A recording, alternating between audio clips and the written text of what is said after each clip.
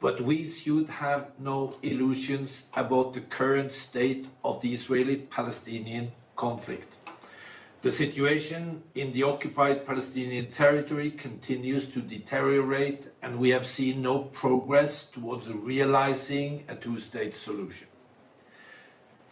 This political stagnation is fueling tension, instability, and a deepening sense of hopelessness. Thank you, Mr. President. Members of the Security Council. We can no longer lurch from crisis to crisis. Our approach cannot be to address the current situation piecemeal, incident by incident, on a short-term, day-to-day basis, as stand-alone issues. A broader package of parallel steps by the government of Israel, the PA, and the international community is needed. The Security Council will... If the unlawful and peace-negating policies of Israel continue to be met with impunity, there should be no expectation of positive change. It is that simple. Israel pursues policies in violation of international law and of UN resolutions because it can. No tangible cost or consequence is attached. I would like to enter into the record of this meeting a report.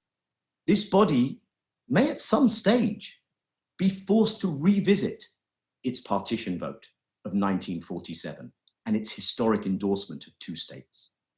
And if that is not to happen, then far-reaching and long-delayed thinking and action are required. For his briefing. These fallacies must be dismantled.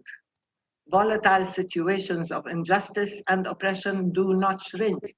They expand and explode with disastrous consequences.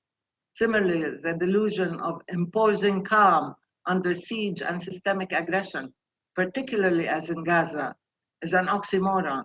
For calm or security on the one hand and occupation or captivity on the other are antithetical and irreconcilable. Mr. President, esteemed members of the fallacy of confidence-building measures is misguided, since occupation breeds only contempt, distrust, resentment, and resistance. The oppressed cannot be brought to trust or accept handouts from their oppressor as an alternative to their right to freedom and justice. Those who are leading these colonial policies are hoping to transform the international community into a bystander, or a silent witness, or at worst, a critical commentator.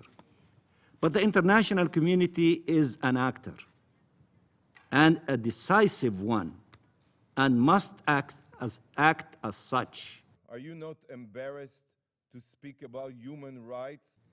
It is absolutely critical that this Council sends the clear message that peace will come when Palestinian Authority ceases to pay millions of dollars in salaries to terrorists and instead uses those funds to build medical centers, schools, and a vibrant private sector.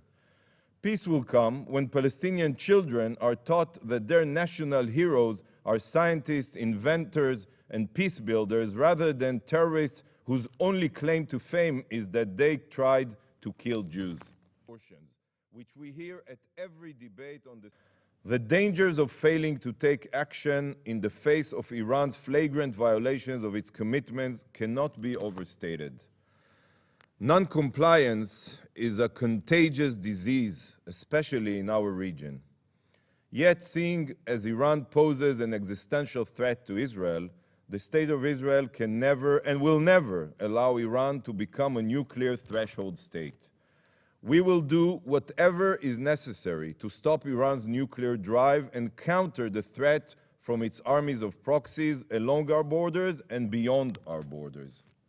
Why not ask her to explain her criticism?